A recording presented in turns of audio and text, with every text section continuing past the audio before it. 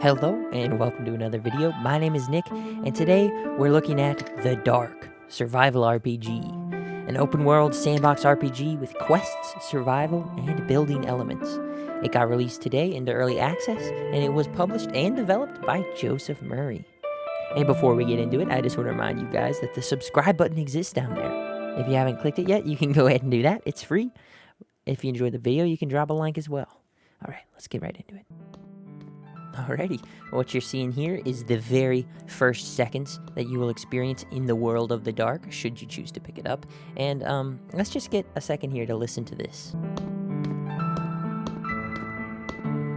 You hear that? That's the slappy ass feet of our mysterious naked protagonist. And immediately upon slapping our way over here to the lovely Scarlet, she informs us that there aren't many humans left in this world, and they're surprised to meet you because they didn't know anyone else existed. But all of that aside, she needs you to go chop down a tree and bring her 10 pieces of wood. So right off the bat, I saw this and I kind of sighed a little bit. I got a little upset inside because just straight out the gate, unapologetically, we're just doing meaningless fetch quests. And honestly, not that big of a deal because I tend to skip through the quests and dialogue in games anyway. It's kind of bad, but I do that. But just so you know what kind of thing you're getting into, yes. This is the kind of game that says, oh, we're the last humans alive. By the way, can I get 10 logs? Just out the gate. That's the first thing you do within the first 30 seconds. So, I get the woman her logs. I bring them back. And yes, I'm changing perspective. I'm saying I now. I was saying you.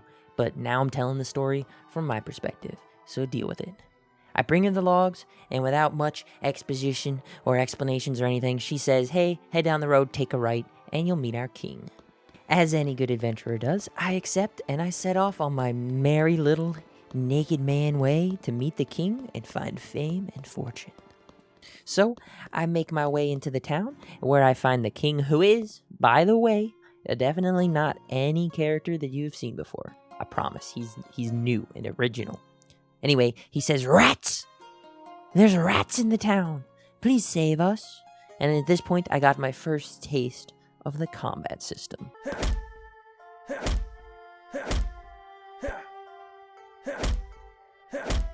I kill the rats. I turn in the quest. The king says, good job.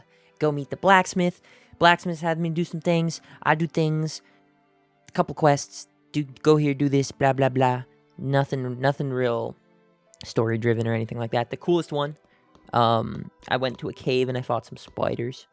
It was kind of dark though, like really dark, and I could have had a torch, but I wanted to have my shield in my offhand. I probably could have waited till daytime too, but frick that. Anyway, I get killed, as you can see here, and they do this thing that I remember World of Warcraft used to do. Probably they still do it, where you die and you become like a spirit, then you have to go back to this totem or to your dead body to get resurrected. That was kind of cool. Very quickly, though, and I will remind you, this is early access. He says on the Steam page that he wants the community to be involved in this, and he's going to grow it more and add all kinds of content and everything. But I exhausted the library of maybe like 5 quests pretty freaking quick. So I decided I'm out harvesting resources. I'm just going to head out into the night and see how far this world really goes. I crest the nearest hill. I rest my weary legs under the lone tree atop the peak, and I look out across the horizon, and I'm surprised. I honestly thought that this was going to be this small little tutorial town area for now, where you could build your base and everything, because there is base building, but we'll get into that. And no, there's like a lake stretching out, and I'm thinking, okay, surely this is out of bounds. So I skate on down the side of the hill, and I decide to go try and see how far I can get. So I just run and run. I meet a weird-ass eyeball demon, and then eventually, after a couple minutes of just running, I end up at the top of the furthest mountain. And from up here, I can see how far we came, and it's a decently sized world. It is, at the moment, pretty empty, but much bigger than I thought. And I see something glowing in the night that catches my interest, so I decide to run down there and check out what I find. The sun is just coming up through the trees, but it is light enough out for me to see that I have encountered some sort of freaking demon. And I'm like, I'll be damned if I come this far and I'll chicken out. I bet I can take this Frick. I get 1 or 2 weak hits in on him, and then he dispatches me with one fell swoop. I don't know what I was expecting. Now, though, I'm back in the world of the spirits, and I gotta run all the way back to the castle we came from, which, yet again, gives me another glimpse at how huge this world really is. Takes me several minutes of running, meeting some weird dudes along the way. A graveyard. But then, find my way back. I found out how to buy building pieces and even how to make them, but for the life of me, I couldn't get the freaking system to work. So I decided, can't find the quest, can't find how to do anything, so maybe I'll hit the I'm stuck button. Lo and behold, it takes you back to the spawn. You still have everything, but I guess it's just if you got stuck in an object. Okay, and seeing this, I did what any reasonable person would do, and I began an indiscriminate killing spree.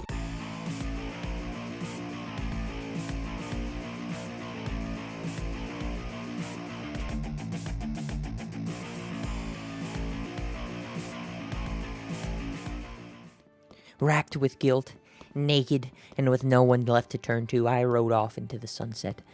Well, I walked down the street, and that was the end of my time with the game. Now I know you're probably raising your hand. You're asking, "What, Nick?